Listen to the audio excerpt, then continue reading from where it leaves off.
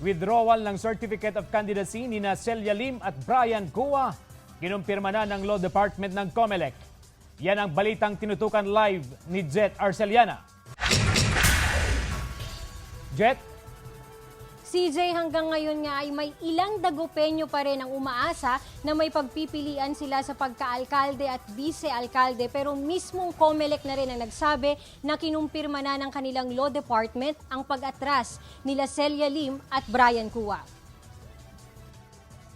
Hawak na ng election officer ng Dagupan City ang kopya ng confirmation ng Law Department ng COMELEC sa withdrawal ng Certificate of Candidacy ni Celia Lim at Brian Cua.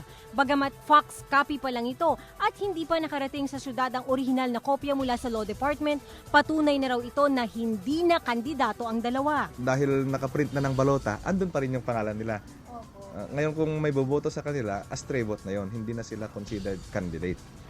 Sa social media, kumakalat pa rin ang ilang post na tuloy ang laban ng mga umatras na kandidato. Dagdag kalituhan din sa mga botante ang mga campaign poster ni Celia Lim at Brian Cua na nakapaskil pa rin sa downtown area at ilang barangay. Susulatan daw ng COMELEC ang mga umatras na kandidato para baklasin na ang kanilang mga campaign poster ngayong kinumpirma na ng Law Department ang withdrawal ng kanilang COC. Siyempre meron sumansalitan kinirang. Ayan. Mahirap kasi manta na ito kinani. Sulatan muna namin. Kapag hindi sila umaksyon, kami nang magbabaklas. Kapansin-pansin din sa ilang campaign poster ang mukha ng dating Mayor Benji Lim. Kaya akala ng ilang Dagupenyo, matapos ang withdrawal ng COC, substitution naman ng mag-asawang Lim ang susunod. Ang pwede lang kapag namatay yung kandidato or na-disqualify. At dapat kapartido and the same ng family name. Pares sila ng family name. Iyon. Kaya yung mga chismis na kumakalat na may tendency na substitute ni Benji, si Celia, hindi pa pwede yun. CJ, bukod nga sa usapin ng withdrawal ng COC sa lungsod ng Dagupan, ay pasadahan naman natin ng mabilisan ang preparasyon ng COMELEC sa buong Pangasinan.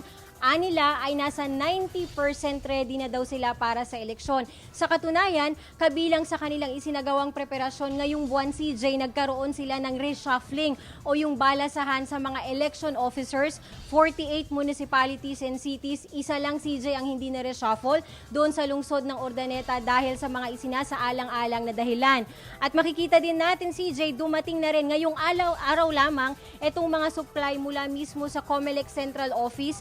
Kahon-kahon ito, CJ, nakapaloob dito yung mga gagamitin pagdating sa final testing and sealing na gagawin sa May 6, sa mga balota at sa mga VCM na rin. At bukod dyan, dito naman sa medyo loob pa, CJ, makikita natin ito naman yung mga general instructions na gagamitin ng mga BEI. Eksakto daw ito para sa mahigit 8,000 mga guro na aktong BEI doon sa mismong araw ng eleksyon dahil batid natin na may mga panibagong regulasyon na ipapatupad. Yan muna ang latest. Balik sa'yo, CJ.